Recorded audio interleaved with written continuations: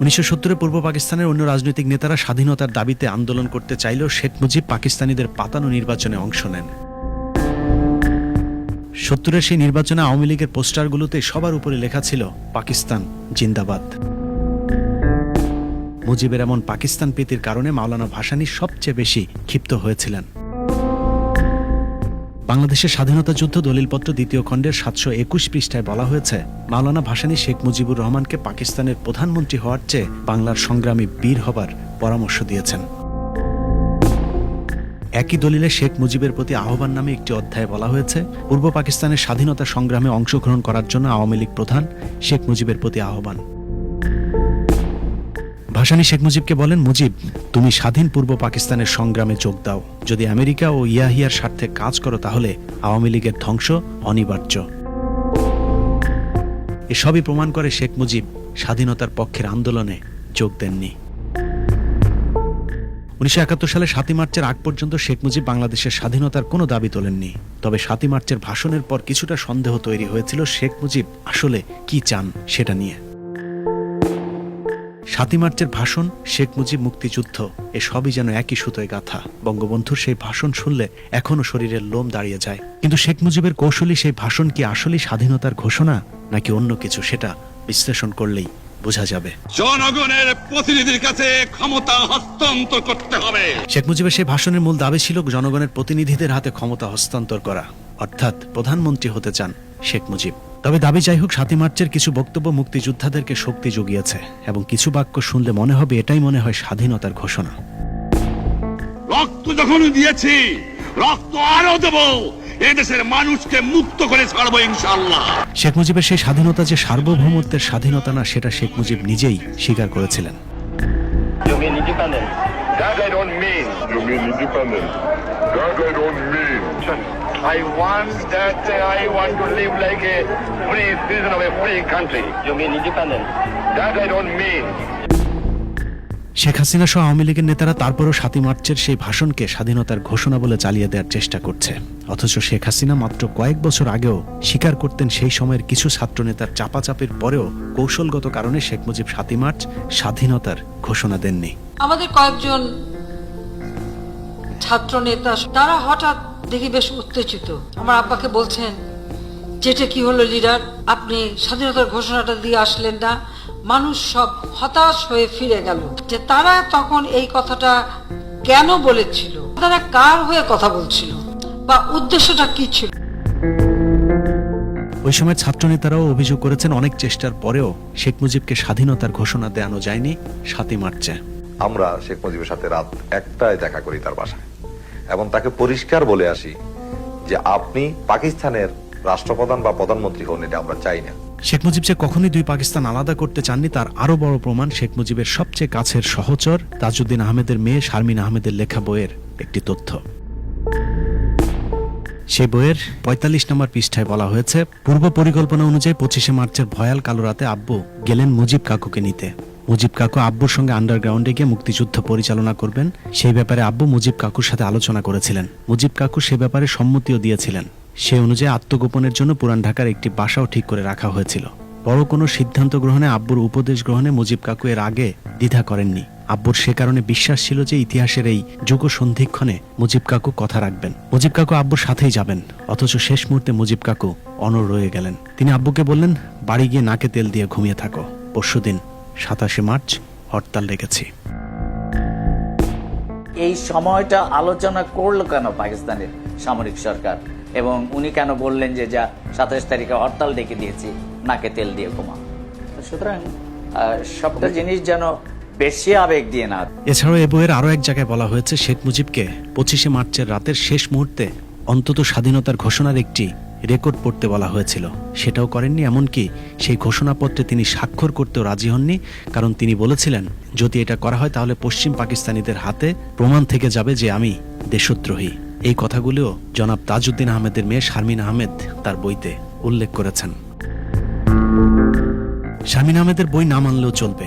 তাজউদ্দিন আহমেদ নিজেই সেই সময়ের আন্তর্জাতিক মিডিয়াতে সাক্ষাৎকারে বলেছিলেন, শেখ মুজিব সবসময় পশ্চিম পাকিস্তানিদের হয়ে কাজ করেছেন। Sheikh Mujibur Rahman has not committed anything against the West Pakistanis or West Pakistan as such.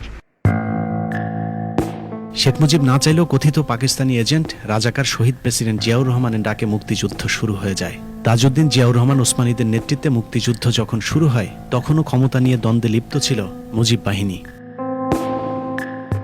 Sheikh Mujib জেলে থাকলেও শেখ মুজিবের ভাগ্নে শেখ ফজলুল হক মুনি মুজিব বাহিনী নামে একটি মুক্তিযুদ্ধ বিরোধী বাহিনীর নেতৃত্ব দেয়। পুরো মুক্তিযুদ্ধের শুরু থেকে শেষ পর্যন্ত শেখ মুনি ও তাজউদ্দিন গ্রুপের মধ্যে দ্বন্দ্ব চলেছে। প্রথম দ্বন্দ্ব বাধে মুজিবনগর সরকার নিয়ে। মূলধারা ৭১ বইয়ের ৬৫ নম্বর পৃষ্ঠায় মুজিব বাহিনী সম্পর্কে আঁতকে ওঠার মতো তথ্য দেওয়া হয়েছে। তারা এই সরকারকে স্বীকার করে না, অর্থাৎ মুজিব বাহিনী প্রবাসী সরকারকেই স্বীকার করেনি। বস্তুত এই বাহিনীর সদস্য ভুক্তির জন্য সর্বাধিনায়ক হিসেবে শেখ মুজিবুর রহমান এবং তার অনুপস্থিতিতে শেখ ফজলুল হক মনির প্রতি আনুগত্যের অঙ্গীকার করেই শপথনামা পাঠ করা হয়। ৭১-এর মে মাসে অনেকটা প্রকাশ্যে আলোচিত হতে থাকে রয়ের এক বিশেষ উপসংস্থার অধীনে শীঘ্রই দেরাদুনের অদূরে চাকরাতায় এদের জন্য বিশেষ ট্রেনিং শুরু হতে চলেছে। জুন থেকে এদের ট্রেনিং শুরু হয়, নভেম্বর পর্যন্ত অব্যাহত থাকে। প্রশিক্ষণপ্রাপ্ত এদের প্রথম দল আত্মপ্রকাশ করার সঙ্গে সঙ্গে একথাও স্পষ্ট হয় যে এই বাহিনী পরিচালনা ও নিয়ন্ত্রণের ক্ষেত্রে কর্নেল ওসমানী বা বাংলাদেশ সরকারের কোনো এখতিয়ার নেই। বইয়ের ৬৭ নম্বর পৃষ্ঠায় বলা হয়েছে, মুজিব বাহিনী এতটাই উচ্ছৃঙ্খল, অন্তর্ঘাতমূলক এবং মুক্তিযুদ্ধ বিরোধী কার্যকলাপ শুরু করে যে শীঘ্রই মুজিব বাহিনীকে মুক্তিযুদ্ধ কমান্ডের অধীনে আনা না হলে মুক্তিযুদ্ধের সর্বাধিনায়ক জেনারেল ওসমানী পদত্যাগ করবেন বলে তাজউদ্দিনকে সাফ জানিয়ে দেন। মূলধারা ৭১-এর ৬৬ নম্বর পাতায় বলা হয়েছে, বিভিন্ন সূত্রে প্রকাশ পায় মুজিব বাহিনীর কেবল প্রশিক্ষণ নয়, অস্ত্রশস্ত্র ও যাবতীয় রসদের যোগান আসে রয়ের বিশেষ উপসংস্থা থেকে এবং উপসংস্থার প্রধান জেনারেল উবান গেরিলা প্রশিক্ষণ ও ব্যবস্থাপনা বিশেষজ্ঞ হিসাবে মুজিব বাহিনী গড়ে তোলার দায়িত্বে রয়েছেন। একই পাতায় বলা হয়েছে, পক্ষান্তরে ক্ষেত্রবিশেষ মুক্তিযোদ্ধাদের অস্ত্র কেড়ে নেয়া, তাদের অনুগত্য পরিবর্তন করতে চাপ প্রয়োগ করা এবং প্রবাসী সরকারের মন্ত্রিসভার বিরুদ্ধে প্রকাশ্যে বিদ্রোহ প্রচারণা চালানোর মাধ্যমে কেবল যে মুক্তিযুদ্ধকে ভেতর থেকে দুর্বল করে ফেলা হচ্ছিল তা নয়, অধিকন্তু আশ্রয়দাতা দেশের অর্থাৎ ভারতের উদ্দেশ্য সম্পর্কে এক সন্দেহের আবহাওয়াকে উৎসাহিত করে তোলা হচ্ছিল। এত কিছুর পরও তাজউদ্দিন, জেনারেল ওসমানী, জিয়াউর রহমানের নেতৃত্বে বাংলাদেশ স্বাধীন হয়েছে। স্বাধীনতার পর রয়ের নিয়ন্ত্রণে থাকা মুজিব বাহিনী চলে যায় স্বাধীন বাংলাদেশের ক্ষমতার কেন্দ্রে। আর যুদ্ধ না করেও শেখ মুজিব হয়ে গেলেন জাতির পিতা, সেই সাথে অঘোষিত এক নায়ক। শেখ মুনির চক্করে শেখ মুজিব আগাগোড়া একজন মুক্তিযুদ্ধ বিরোধী হয়ে গিয়েছিলেন। মুক্তিযুদ্ধের কতটা কট্টর বিরোধী হয়েছিলেন সেটা বোঝা যায় সংসদে প্রথম মুক্তিযুদ্ধে নিহতদের স্মরণে একটি শোক প্রস্তাব উত্থাপনের মাধ্যমে। সেই শোক প্রস্তাবটি কত বড় প্রতারণা তা দেখলেই বোঝা যায়। যেহেতু মুক্তিযুদ্ধে শেখ মুজিব কিংবা তার মুজিব বাহিনীর কোনো কৃতিত্ব ছিল না, সে কারণে প্রস্তাবে মুক্তিযুদ্ধে অংশ নেওয়া গুরুত্বপূর্ণ ব্যক্তি, বীর শ্রেষ্ঠ কিংবা যুদ্ধে নেতৃত্ব দেওয়া ইস্ট বেঙ্গল রেজিমেন্টের গুরুত্বপূর্ণ ইউনিটের মুক্তিযোদ্ধাদের নাম এড়িয়ে যাওয়া হয়। বিপরীতে শুধুমাত্র নিজের পছন্দের কিছু মানুষের নাম স্মরণ করে শোক প্রস্তাব উত্থাপন করেন শেখ মুজিব। প্রস্তাবটি উত্থাপন করার সাথে সাথে প্রচণ্ড হট্টগোল শুরু হয় সংসদে। বাংলাদেশ গণপরিষদ বিতর্ক বইয়ের প্রথম খণ্ডের ২৯ নম্বর পৃষ্ঠায় উল্লেখ করা হয়েছে, জনৈক একজন সংসদ সদস্য মুজিবকে বলেন শোক প্রস্তাবে মুক্তি বাহিনীর কথা উল্লেখ করা হোক। জনৈক সেই সংসদ সদস্যকে শেখ মুজিব চালাকি করে বলেন, আপনারা শান্ত হন, সবার নামই প্রস্তাবে আসবে, কিন্তু মৃত্যুর আগ পর্যন্ত আর কখনই সেই প্রস্তাব সংস্কার করা হয়নি।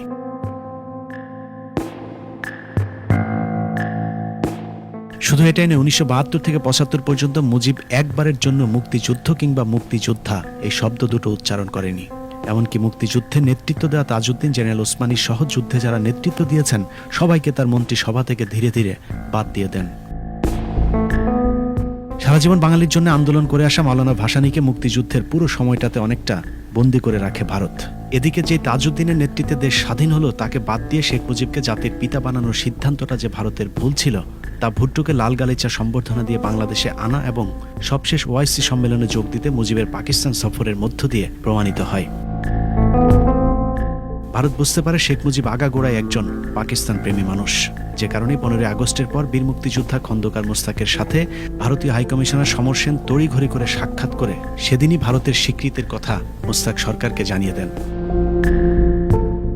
শেখ মুজিব যে পাকিস্তানপন্থী ছিলেন সেই তথ্য পাকিস্তানের তৎকালীন এয়ার মার্শাল জাফরে চৌধুরীর লেখা একটি বইতেও প্রমাণ মিলেছে। তিনি তার মোজাইক অফ মেমোরি বইতে লিখেছেন, যুদ্ধের পুরো ৯ মাস সময় মুজিব জেলে ছিলেন বলা হলো শেখ মুজিব এবং ডক্টর কামাল আসলে একজন মেজরের বাসায় ছিলেন। সেখানেই তাদেরকে বাংলাদেশ যদি স্বাধীন হয়েই যায় তাহলে পরবর্তী করণীয় ঠিক করে দেয়া হতো। বইয়ের 75 পৃষ্ঠায় ভয়ঙ্কর একটি তথ্য দেওয়া হয়েছে, যেখানে বলা হয়েছে মুক্তিযুদ্ধ শেষ হবার পর শেখ মুজিব ডক্টর কামালকে নিয়ে লন্ডনে যাবার পথে বইয়ের লেখক এয়ার মার্শাল জাফর চৌধুরীকে জনৈক আজিজ আহমেদ বলেছিলেন স্টেট ব্যাংকের গভর্নর গোলাম ইসহাক খান একটা বড় অঙ্কের মার্কিন ডলারের ব্যাগ শেখ মুজিবকে দিবেন। এই তথ্য কতটা সত্য তা বোঝা যায় যুদ্ধের পুরো সময়টাতে শেখ মুজিবের পরিবারকে পাকিস্তানি আর্মির সব ধরনের সেবা দেওয়ার মধ্য দিয়ে। যুদ্ধের সময় জন্ম হয়েছিল সজীব ওয়াজেদ জয়ের। সেই সময় পাকিস্তানি সেনাবাহিনীর গাড়িতে করে তাদেরকে হাসপাতালে নিয়ে আনার কাজও করা হতো। তোর ছেলে হয়েছে নাম কি? তার বললাম নাম জয়। इसका मतलब क्या है?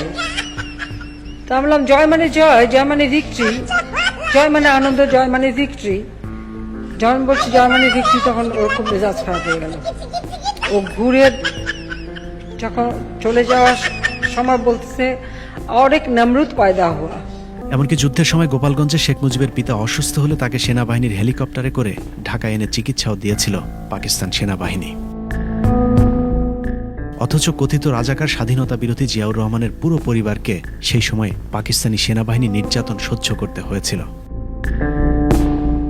শেখ মুজিব আজ নেই, মৃত মানুষকে নিয়ে সমালোচনা না করাই ভালো। কিন্তু মিথ্যা দিয়ে একজন স্বাধীনতা বিরোধীকে উপরে উঠাতে গিয়ে যখন দেশপ্রেমিক মুক্তিযোদ্ধাদেরকে স্বাধীনতা বিরোধী বানানোর চেষ্টা করা হয়, তখন সত্য ইতিহাস অনুসন্ধান করা অবশ্যম্ভাবী হয়ে দাঁড়ায়। আল্লাহ হাফেজ। Well, I disagree with Mr. Nehru more than 100% of that. আজ বাংলা থেকে বলিন আর নাই। আমাদের সংগ্রাম চলবেই চলবে। Ziaur Rahman do hereby declare independence of Bangladesh. জনগণের প্রতিনিধির কাছে ক্ষমতা হস্তান্তর করতে হবে। You mean independence? That I don't mean. Mujib ক্ষমতায় টিকে থাকার জন্য হাজার হাজার রাজনৈতিক কর্মীকে হত্যা করে। শেখ মুজিব ও তার খুনি দুর্নীতিবাজ সরকারকে উৎখাত করা হইয়াছে।